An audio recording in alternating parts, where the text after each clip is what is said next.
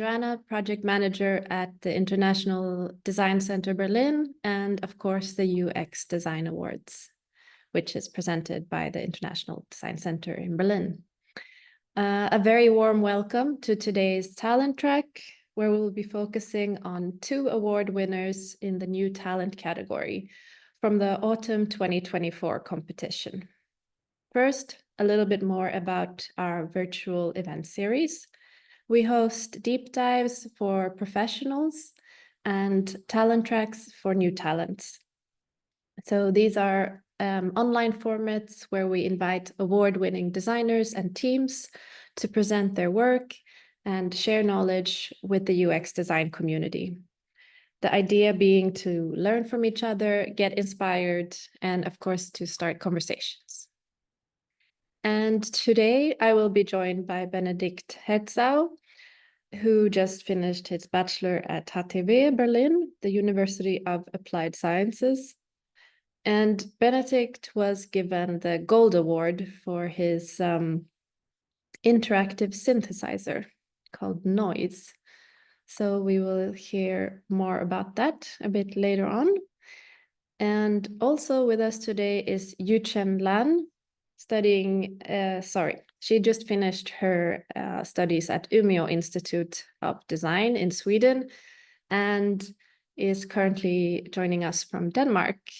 And she will tell us more about her work, Moii, a progressive act training kit, a system designed to help people suffering from cystic fibrosis.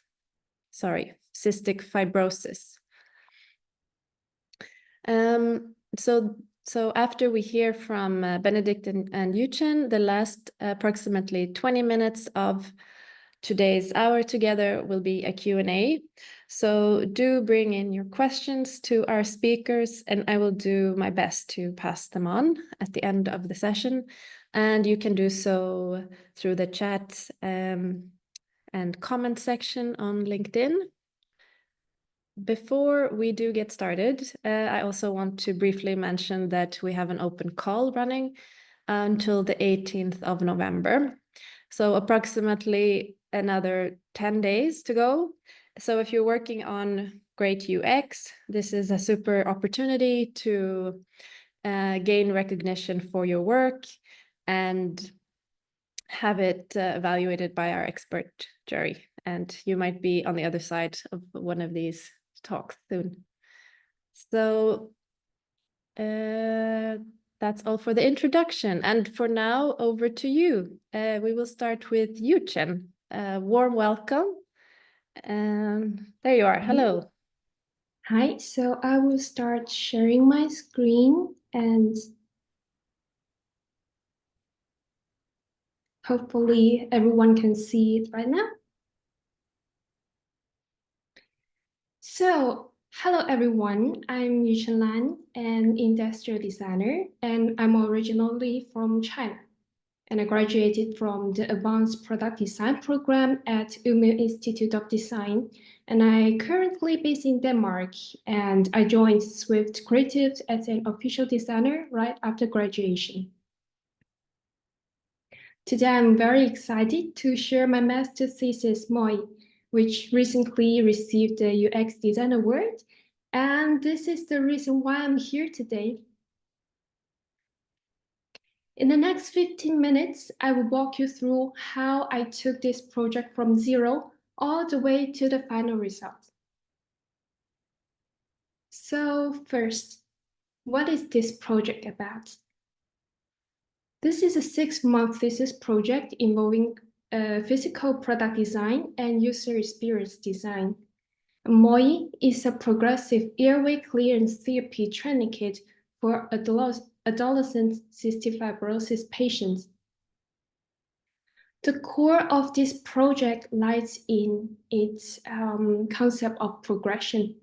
And later, I will tell you why this progression is so important. But first, I would like to introduce the background of this project. So what is cystic fibrosis, or CF? Cystic fibrosis is a genetic lung disease that caused by the gene CFTR, and it is characteristic by thick layer of mucus buildup in their lungs, leading to lung damage over time. Therefore, it's very important for patients to remove their mucus. And the technique they use to clean mucus is called Airway Clearance Therapy, which also known as ACT. However, ACT is time-consuming.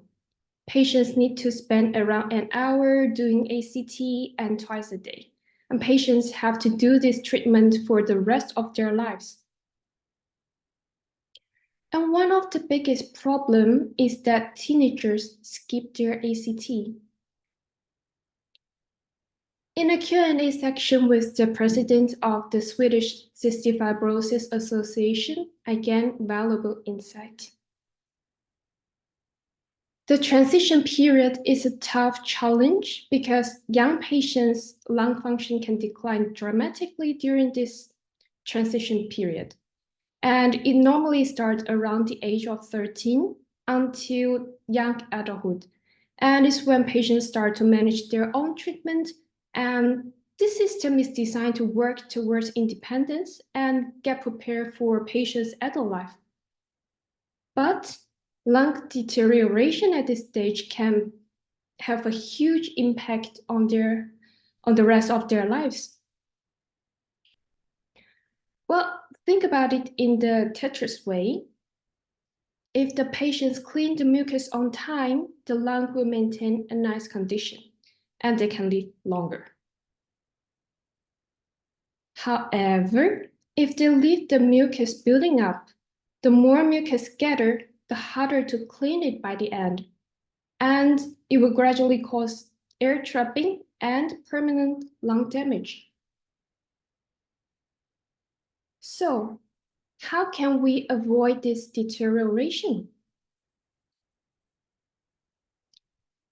I was fortunate enough to receive incredible support from various organizations, including the CF Center in Uppsala, Gothenburg, Genia App, and so on, as well as contributions from 28 patients and their families across Sweden.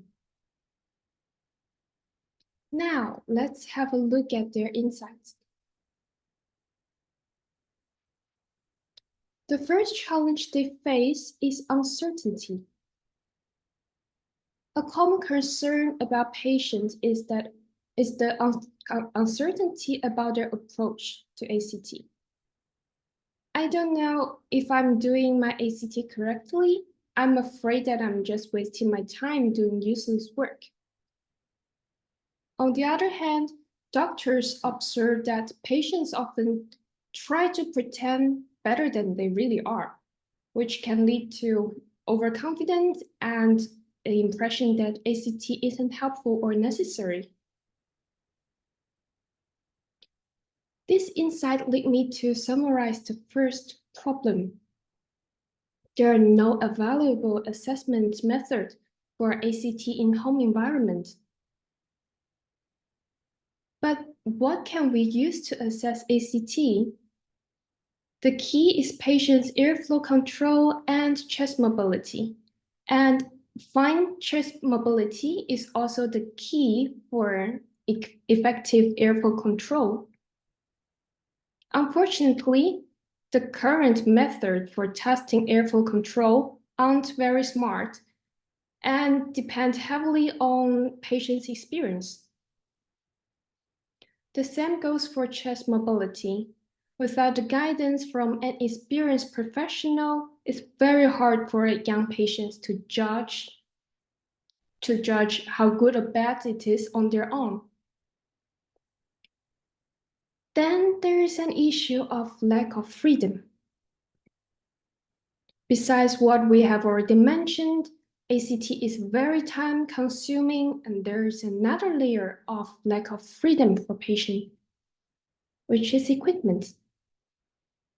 Using certain devices can limit their lifestyle, but Is the use of equipment mandatory? Let's take a look at the three main breathing techniques for ACT: positive expiratory pressure, also known as PEP, autogenic drainage, and active circle breathing technique. In fact, only PEP is tool dependent, while the remaining two techniques can be accomplished in a manual way. However, in my research, all young patients are using PEP instead. And why is that? Let's take a look at what the doctors say. I want to help patients to switch to AD because it gives them more freedom. But AD is hard to learn and it takes a long time to master it.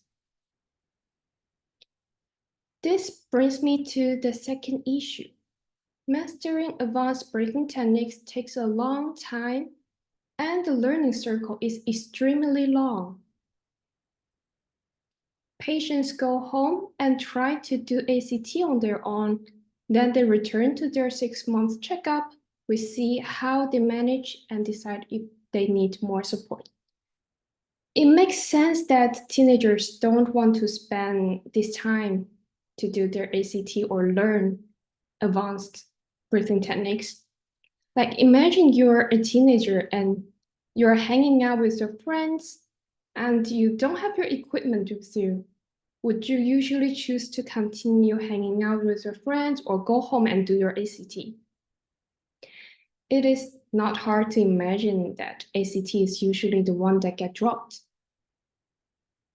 With all these facts and conditions, it's fairly normal that teenagers feel lack of motivation to keep up with ACT. And let's look at the motivation curve. Patients usually have high motivation around the age of 13 because they're just starting to manage their own treatment and they feel fresh. However, as they found ACT increasingly boring, the motivation tends to drop off. I don't see why I need to do ACT. I feel that I'm just wasting my time. And young patients don't think about what they will do when they're 40. And ACT doesn't show the short-term result. Then we can see another issue. Young patients do not know what to expect from their ACT. But what if we could find a way to keep their motivation high from the start and give them something to look forward to? Therefore, we need a goal. I was asking myself, what do they want the most? Freedom. And what if we can create a system that helps them to gain more freedom? So here's the result.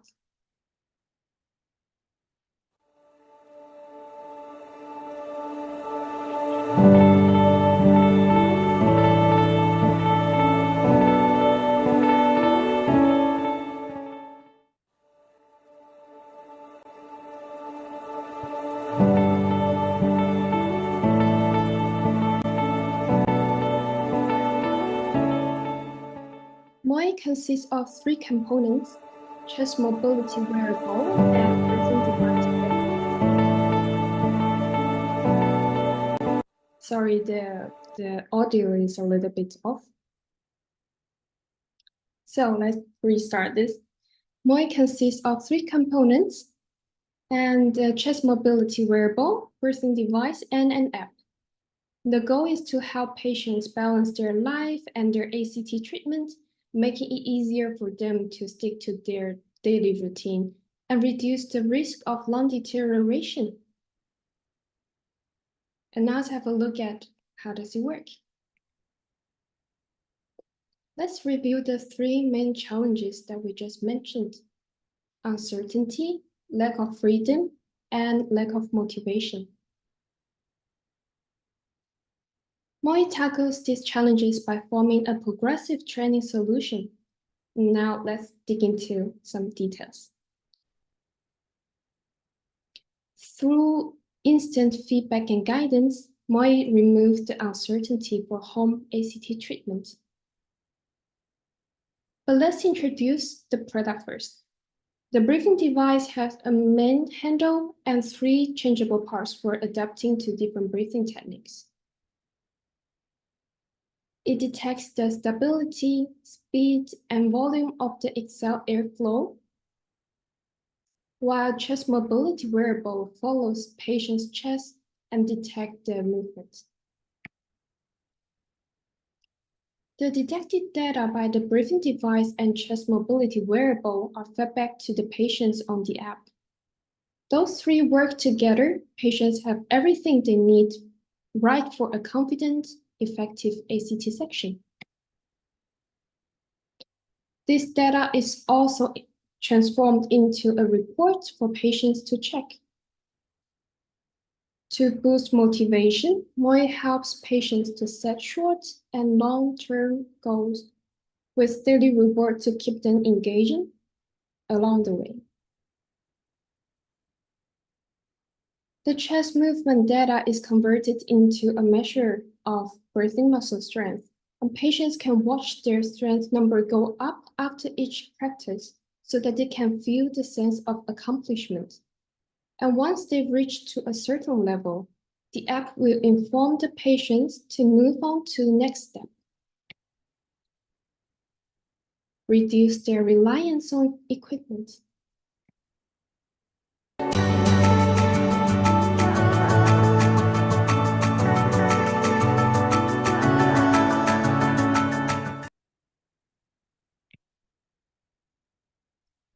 Patients can easily level up by changing parts on the breathing device. With this designed progressive path, patients can gradually learn and switch to advanced breathing techniques step by step.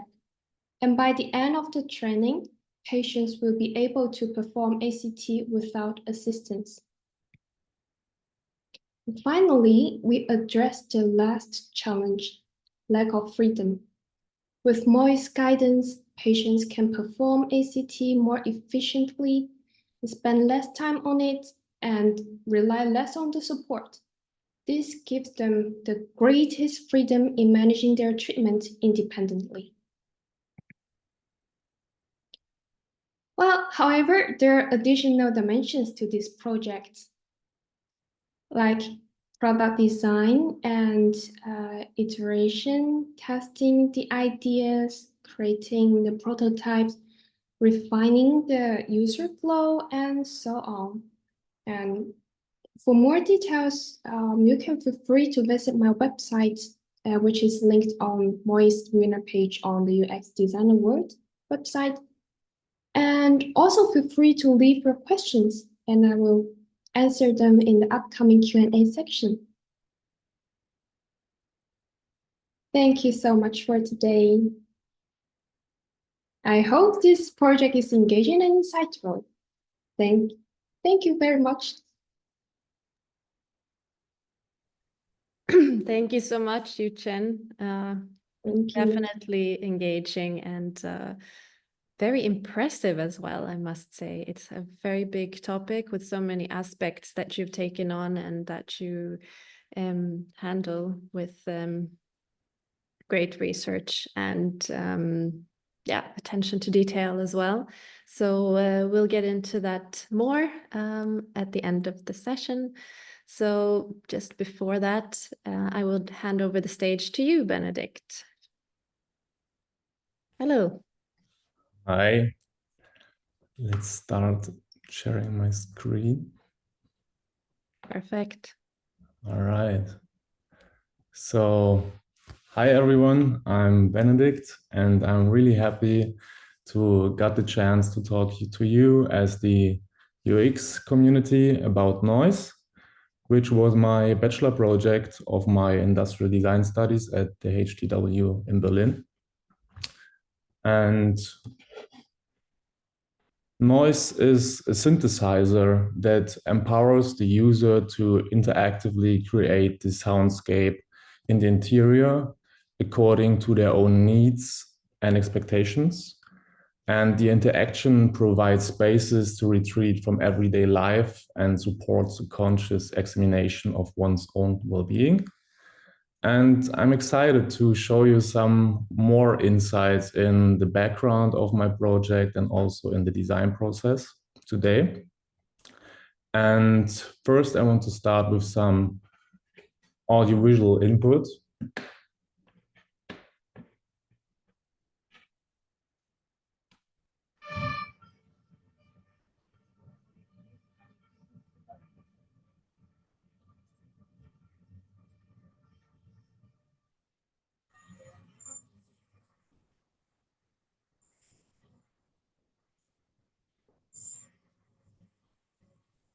We can only, I think we just heard the first sound there, but now we cannot hear anything else. So I think we stick to the visual input. All right. Oops. So yeah, the background of the project was that I moved to Berlin in 2019 to start my design studies. And during the last 5 years, I'm living in Berlin. I experienced and observed the dynamics of the city.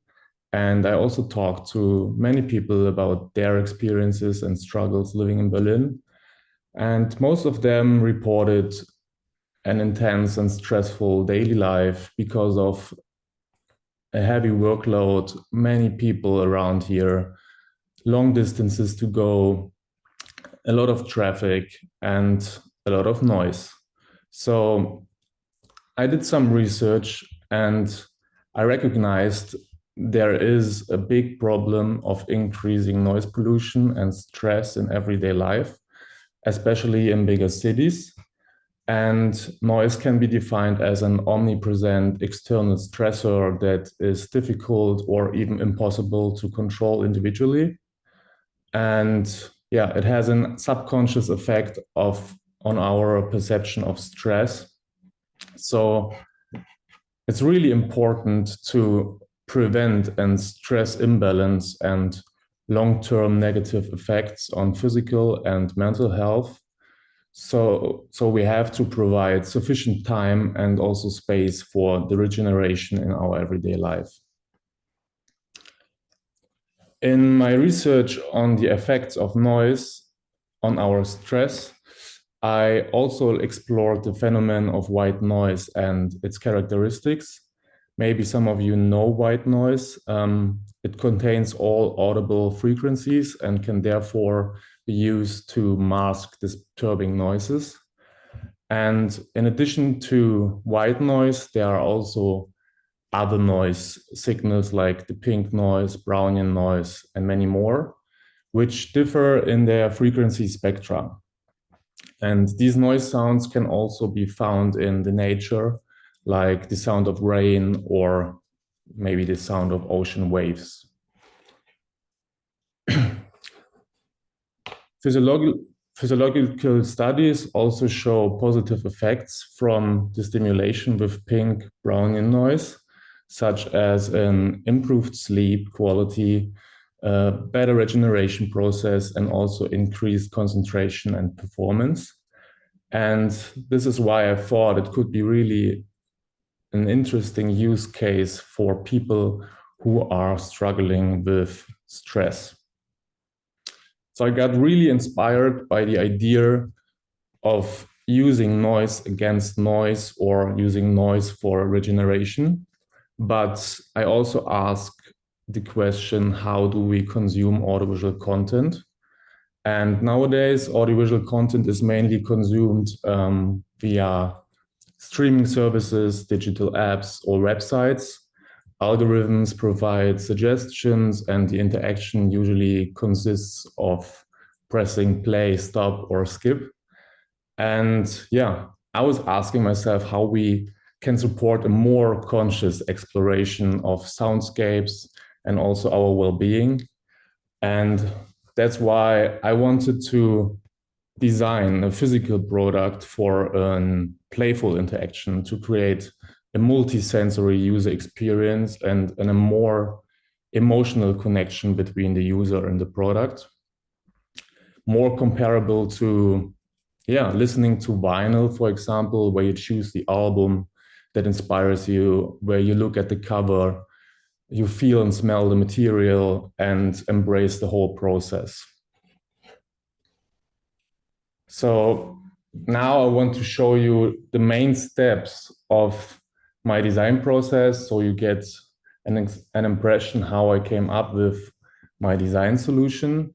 And first of all, I want to talk again about the persona, which is representing the target group of my project, and also the collected user research information. Even if Lena, as shown here, is not that old, the target group includes people of all ages who are exposed to a lot of stress in their daily life, especially due to external stimuli from their living environment. And key points of the target group are that they're all living in a busy environment, big cities and noisy neighborhoods. They're using bikes and public transport to get to different places, experience a certain stress level because of their work and also external stressors, and they all feel the need of more regeneration in their daily life and a need for more spending time in nature. But also part of the target group are people which are just interested in meditation or audiovisual experiences as well. So the basic concept or the basic idea was to have a collection of objects that represents different sounds or noises and which can be positioned and combined on a platform to create a complex spatial soundscape. And every object contains a small RFID chip that stores the information about the audiovisual content. The synthesizer should have a platform that offers spots to place the objects and which is mapping the spatial room, for example, as you can see here in form of a grid. And by placing an object A on the platform, the synthesizer recognizes the information about the sound in the spot so that the sound A is then audible at the corresponding position in the room. And for this purpose, the audio signal needs to be encoded so a virtual surround sound can be generated by an external sound system. So I have to say it's not the approach to have a built-in speaker. It's more the approach of the patchwork and work with already existing audio systems in your living room. Thinking about the user experience, it was important to me to find the balance between familiarity and novelty. The familiarity should encourage the user and lower the barrier for interaction, and the unknown should inspire the user to interact and explore. So I did a lot of research about the principle of interactions and wanted to use affordances, subtle signifiers, mapping, feedback, and also the reinterpretation of common interactions to create an intuitive but exciting user experience. Therefore, I observed and analyzed the interaction and perception of shapes and objects to identify our subconsciously understanding of everyday things.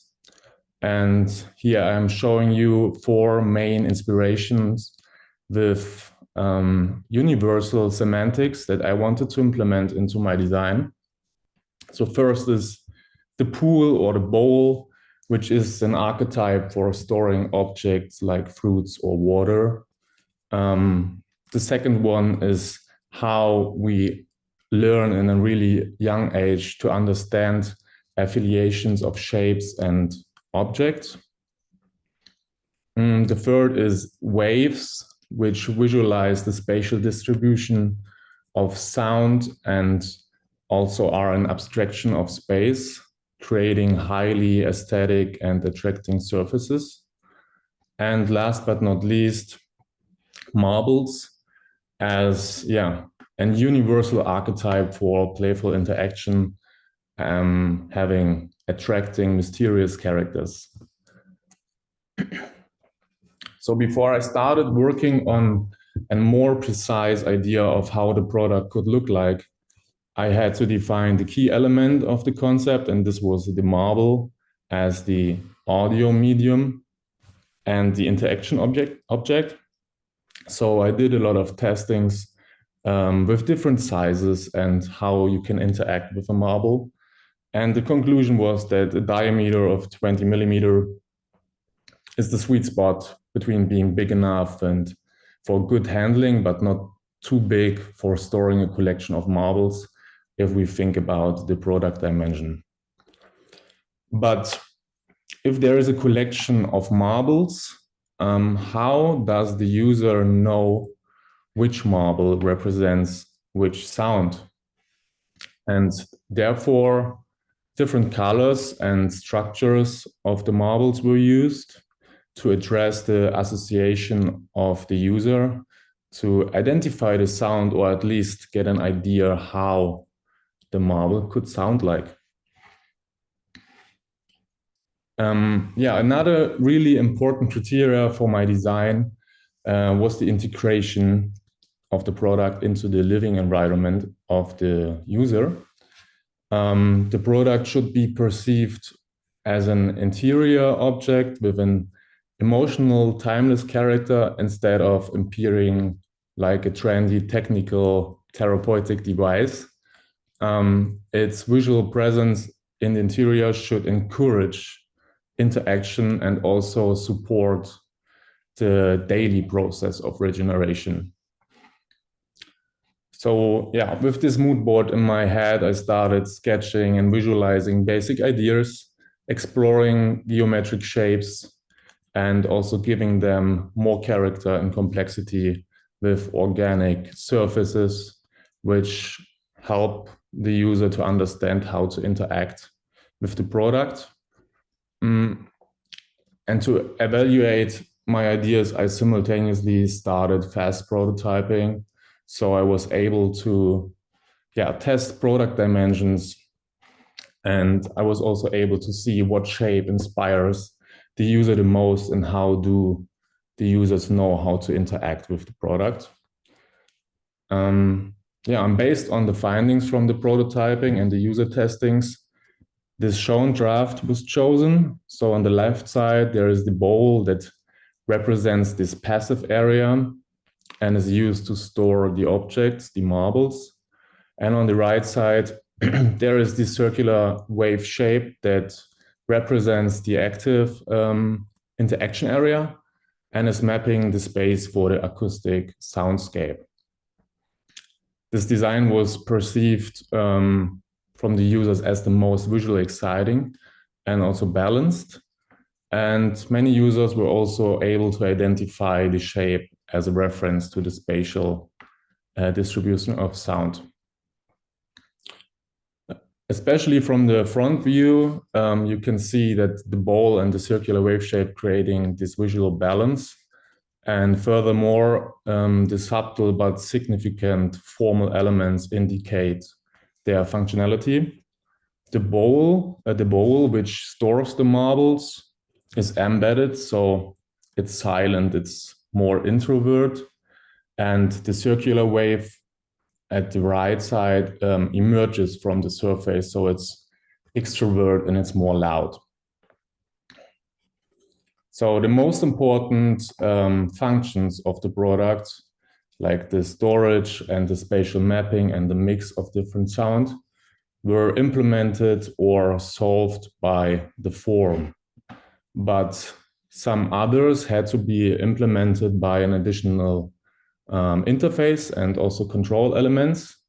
For example, the adjustment of the overall volume, the option of adjusting the frequency spectrum, or changing Moii. And therefore, these functions were categorized into main and additional functions. And the main function appear on a different visual interaction level than the additional functions. So the user can differentiate their importance.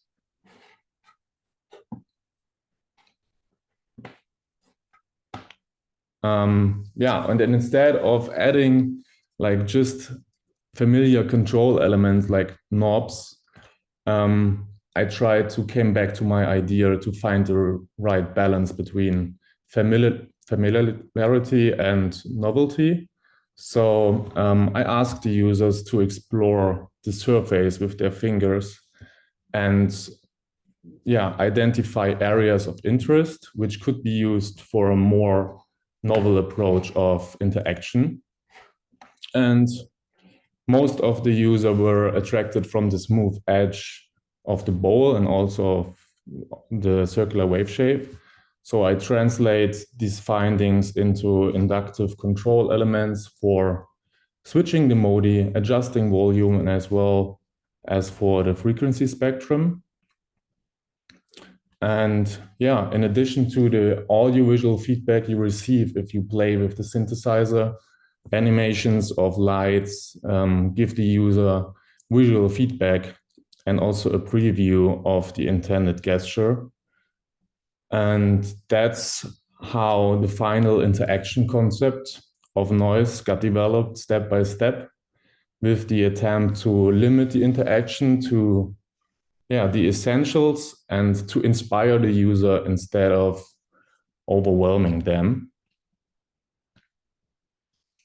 And as a conclusion of this 12 weeks project, I can say that noise is a concept that offers the user opportunity to discover audiovisual environments in a playful way and to consciously deal with their personal perception of stress.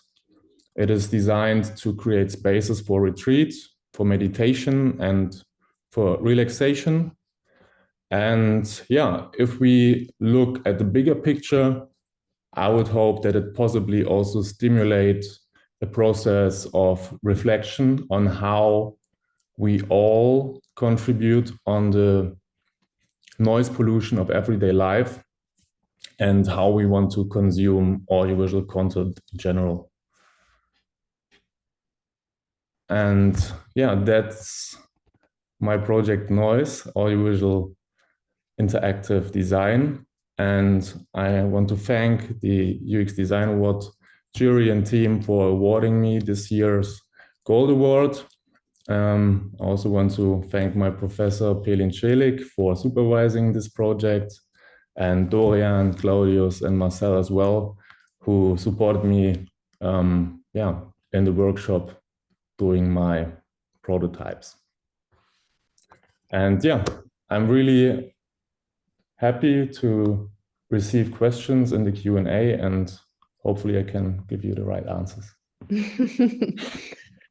Maybe there are no right and wrong answers when it comes to this. Let's see. Thank you so much, Benedikt. That was really a beautiful presentation and execution as well. Really stunning project. I just thought about this game that I used to play when I was little, Kalaha. Have you ever played this game?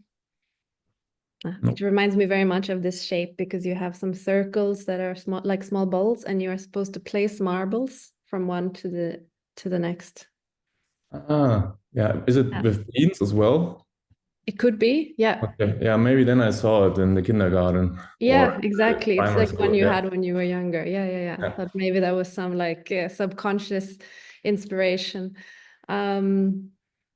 yeah, to the audience, because we unfortunately couldn't have the noise on the presentations, I also want to say, do go into our website and have a look at the video of Benedikt's work, because then you will understand also with the audio how this product concept, how it actually works in reality, just to get you thinking a bit more. It's a good tip. Yeah, and we heard a bit from you about the background to the project, Benedikt, which was setting the stage of moving to Berlin, and it's very relatable. It is very noisy here all the time with the ambulances and police cars, and so I can very much relate to this. On the other hand, Yuchen, from your side, we didn't hear so much about the background. So how kind of you got started, what brought you to the topic of cystic fibrosis? If you could talk about that a little bit. And we also had a question from the audience about if you have any medical background. So I always want to do something with breathing. So at the beginning, I want to do something with lung disease, and I started to research what type of direction I can go into. And then I found out, oh, cystic fibrosis. Actually, this disease is very interesting because it has so many demands on both the patient and the doctor side, but there's not so far a really good system to manage the whole healthcare system. So it was the starting point of me thinking about, okay, I want to do something with lung disease. And then I searched for disease, found cystic fibrosis. And then I started to contact people to see if I can really get some help from them, because this is a rare disease. And luckily, I got the help from so many organizations to conduct my research. Did you have any background previously with medical, medical experience or anything like that? It sounds like if not, then you must have spent some time in the beginning also learning a lot about how it works, because it's not completely easy. Exactly, I don't. I'm our school focus a lot on physical products, so I just apply the common ground into between normal industrial design and medical design. And I indeed spent a long time to understand what is this disease and the healthcare system in Sweden, how the CFT manage those contacting their patients, because we actually only have 4 CF centers in Sweden, and they all locate in the south. So the patients from the north are very hard to, get in time help from the CF team. And the system is that patients go to the CF center every 6 months to do regular checkup, to do the CT scan and see how their lungs, and then practice those techniques. So it's actually very inconvenient for patients to travel this long twice each year. And well, those aspects are all very complicated and challenging. And to be very honest, I spent at least half of the time of this project understanding, researching, talking to people, travel to Uppsala, Gothenburg, and Stockholm to just talk to people and understand what they need and how they think about the future of cystic fibrosis. So yes, this is a very, very research-heavy project. No, you can really can tell. And when it comes to the research, I know you spoke to a lot of people in the medical profession who are caring for cystic fibrosis patients. And did you also speak to a lot of patients themselves? And sort of while you were creating Moii, did you have them also try out your prototypes and that kind of thing along the way?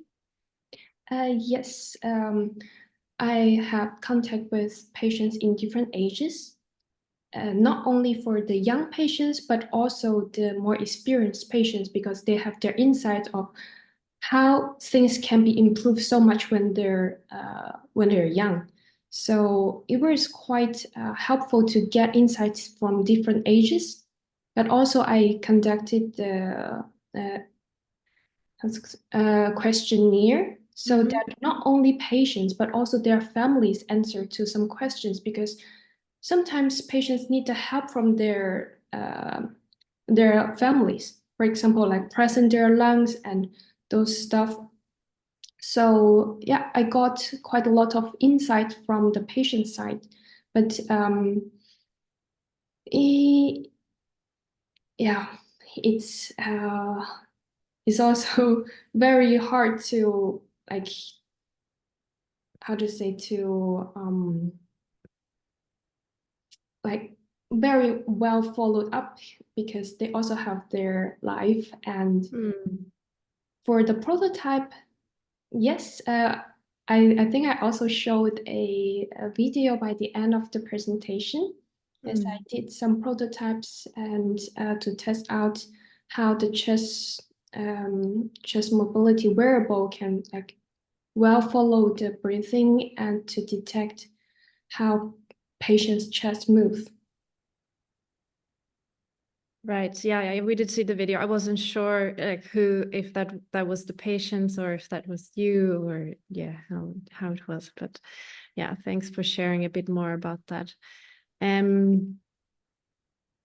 Yeah, it's really two quite different projects, though, I suppose.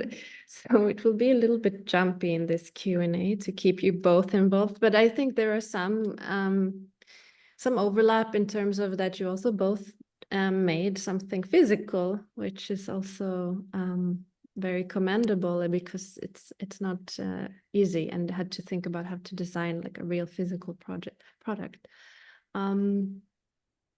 Benedikt, for you, we learned about sort of the background to why you wanted to create noise. However, it would be great to hear a little bit more there of how you transferred this pain point that you had to, like, the synthesizer, because I suppose there could be many other ways to tackle this problem, like with silence or classical meditation. So kind of why this idea, or did it also just kind of come to you, like, this is what I want to do? Or how do you think it went from that first stage to the shape of a synthesizer? I mean, that's also maybe some interesting aspect about my background, because I'm also like, when I'm not studying, I'm producing music as well. So it was one reason why I was interested in doing something like this. But also, of course, if I travel with the underground, I can just put in my headphones and listening to music. I just can use noise canceling or turn off music at home as well. But I wanted to explore a different approach. And I also know that there are websites where you can mix different noises, but it's not the emotional connection. It's more these press and play, and not really thinking about what do I want to listen to right now. It's more like escaping. And yeah, also, like, especially in my flat, I can't open the window right now because you would hear a lot of traffic. And if you have to, because of fresh air, whatever, it would be nice to benefit from these aspects of white noise to mask disturbing sounds of the surrounding without having like music playing. And also in Berlin, it's not that easy to find spots where you really can listen to nature, because even if you go to the parks, there are always people who are listening to loud music, for example. Yeah. So that's what I was saying at the end, that I hope if this would be a commercialized product and people are more thinking about yeah, soundscapes and how we experience them, that they maybe also think about how we change sound in everyday life. Yeah. Yeah, that's interesting. That kind of makes sense. That I was thinking maybe you had this kind of background to have these ideas about noise and balance and brown noise and going quite deep into the topic. And for your research, you also mentioned that you kind of showed your prototypes and you had people to try them out along the way.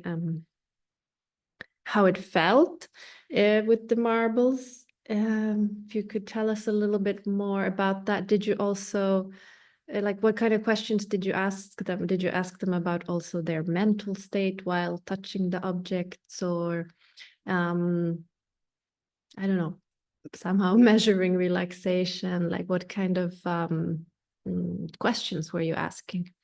Or maybe you were just observing. I mean, yeah, just, but how did it go? Yeah, of course, I talked to them afterwards, but I was more observing how they interact without knowing what to do. So I really get to the core idea of not needing a manual to understand what this product is about. And I also have a background. I have a medical background, kind of, because I'm a medical engineer. I studied this before. And yeah, it was a 12-week project. So I know that measuring pulse or whatever and trying to get rid of noise signals, of these biosignals, it's not easy to do. So I was not doing this. I think if this product would, yeah, go to another stage of production or whatever, then we could intensify this research and as well, but it wasn't possible to do it in this short amount of time. Yeah. Yeah, of course, there's time constraints to both projects, which before bringing in some questions from the audience, I also wanted to ask from my point of view, where, because you talked to us to the point where you are now in your stages and you've both finished your studies, what, like, are you going to continue this work? What do you see happening? What would you like to happen with each of these projects? Are you still working on them? Yuchen, you can go first. Yeah, I would really love to continue this project, but unfortunately, it's not yet commercialized or cooperate with any medical company that is more professional than me. And so, but I believe that it is a trend for the future. The system has so many things to improve, and I think my project can be one of the examples to show like how this can happen in the future, and hopefully it's quite inspiring for the system, and hopefully something will really happen. And if some for example, opportunity to commercialize it comes up, I would really love to continue this project for sure. Are you actively looking, kind of passively looking?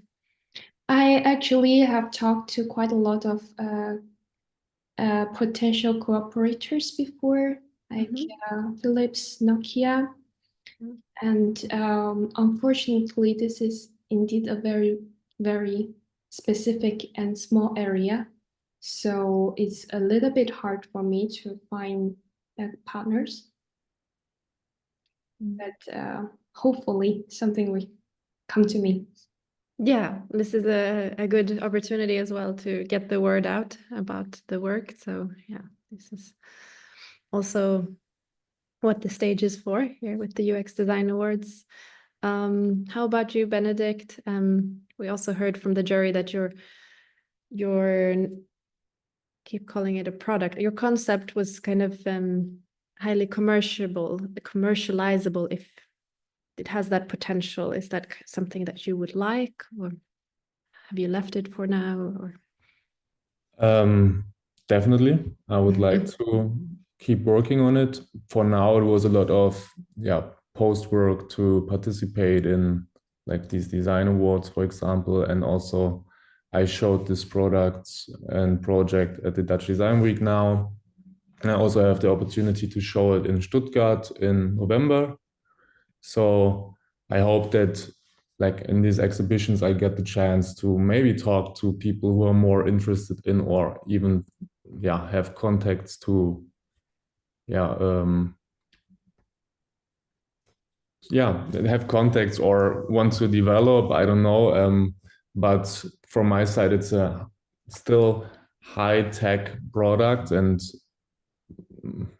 I would need support to really go further. So yeah. Gotcha.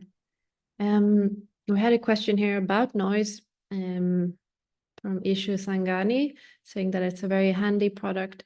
And if you're a person who's traveling or transferring place a lot, how do you carry it everywhere? Is this something that you've thought about in the user journey, like, okay, packing up and putting it in a case, or is it more, okay, because you spoke about also how it should fit into the home environment. Maybe it's more product that actually stays in your main home.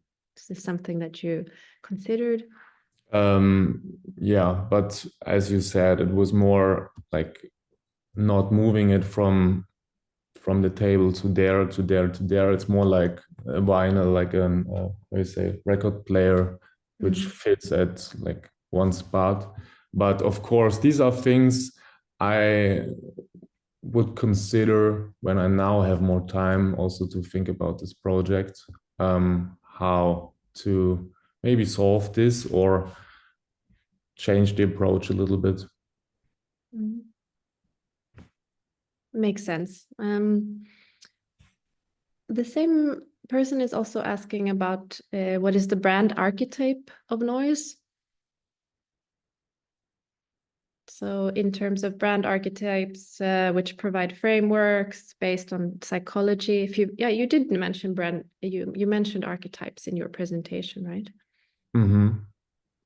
Yeah, like these formal aspects and archetype that I wanted to use. So it's more an universal and product everybody could understand. But I don't know, maybe it's meant differently, the question. I don't know. Yes, I'm learning as well here about the the Jungian brand archetypes. So, for example, the innocent, everyman, hero, the explorer, the creator. I'm actually learning as well, but I think that brands I guess it's about having like a voice behind the brand. Like, who is it for? So apparently Nike has a hero archetype. Maybe this is something that we both look at after the chat, because it's an interesting question. I think that's what it's getting at. Like, because if something is universal, then perhaps it's like lacking that who is it for? What's it expressing behind it?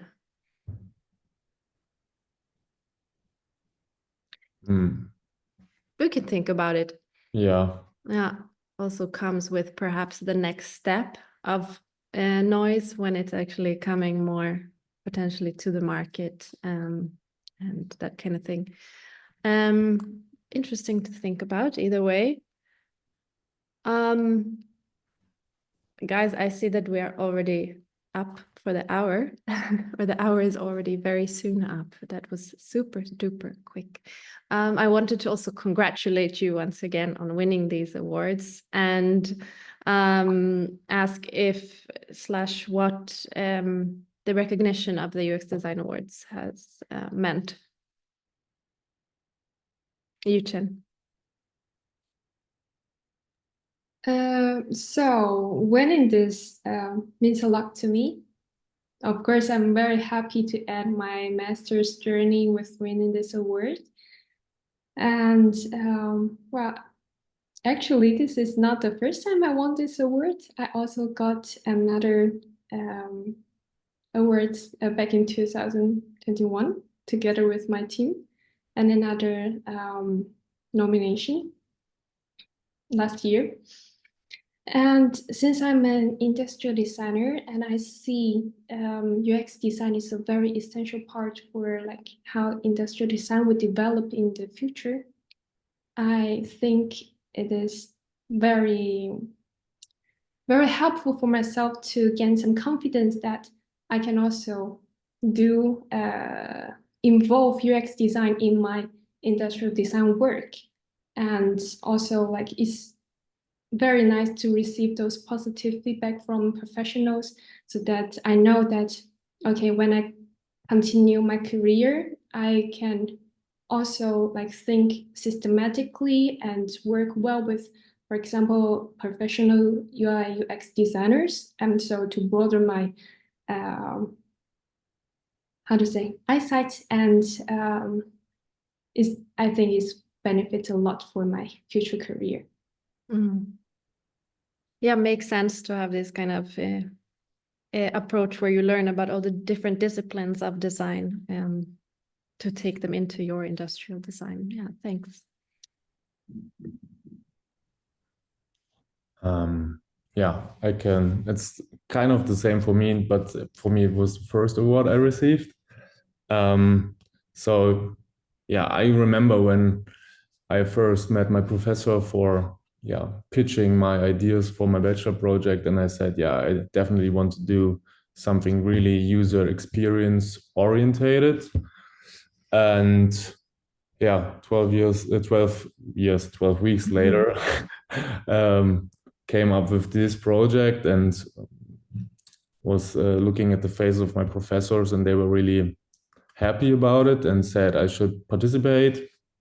And yeah, so I'm really, really happy that also a jury which does not know me acknowledged my and honored my work and said that there is a lot of nice thoughts and research about how to create a product for a nice user experience.